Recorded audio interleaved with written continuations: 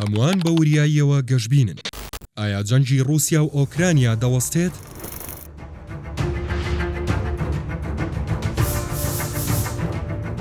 ڕۆژی دووشەممە 18 ئەم مانگە ڤلادیمیر زێلسینکی سەرۆکی ئۆکرانیا ڕیزێک سەرۆک و بەرپرسی ئەوروپی دوای خۆی خست و کردنی بە کۆشکی سپیدا. سەردانی ڕابردووی زێلسینکی بۆ کۆشکی سپی ئەزمونێکی سەرنەکەوتووی دیبلۆماسی بوو. دەمەقاڵەیەکی توندی لێکەوتەوە لەگەڵ ترامپ. ئەمجارەش ترامپ زۆری نەمابوو لەسەر جلەکانی بەزمێکی دیکە بە زێلسینکی بکات. باش بوو زێلسینکی خێرا فریاکەوت و وتی لەمە باشترم نییە.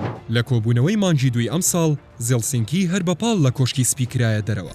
بەڵام کەشی دانیشتنی ئەمجارە تەواو جیاواز بوو. ترامپ ڕایگەیاند لە داهاتوودا دیداری نێوان پۆتین و زێلسینکی ڕێک دەخات. هەرزوو زێلسینکیش کە عیبرەتی لە دیدارەکەی ڕابردوو وەرگرت بوو، ئامادەیی خۆی ڕاگەیاند بۆ دیداری پۆتین. زێلسینکی ڕاشی گەیاند ئێمە بەبێ مەرج ڕازین بە کۆبوونەوە لەگەڵ پۆتین. وتی ئەگەر ئێمە مەرجدانین بۆ دیدار لەگەڵ پۆتین، ئەو کات رووسیا 100 مەرجدا دەنێت بۆ دیدار لەگەڵ ئێمە.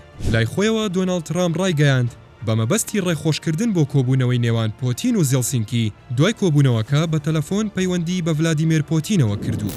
هاوکات هەر لە کۆبوونەوەکەدا ترامپ بەڵێنی دەستەبەرکردنی گەرانتی ئەمنی بە زێلسینکیدا. ترامپ ڕاشی گەیاند ئۆکرانیا هێڵی یەکەمی بەرگریە و ئێمە بەرگری لێ دەکەین. لای خۆیەوە زێلسینکیش گەرانتی دەستەبەرکردنی ئەمنی بۆ ئۆکرانیا بە هەنگاوێکی گرنگ لە قەڵەمدا. زێلسینکی هەروەها وتی لە ماوەی 10 ڕۆژدا ئێمە داواکاری ئەمنیەکانی خۆمان دەخەینە ڕوو.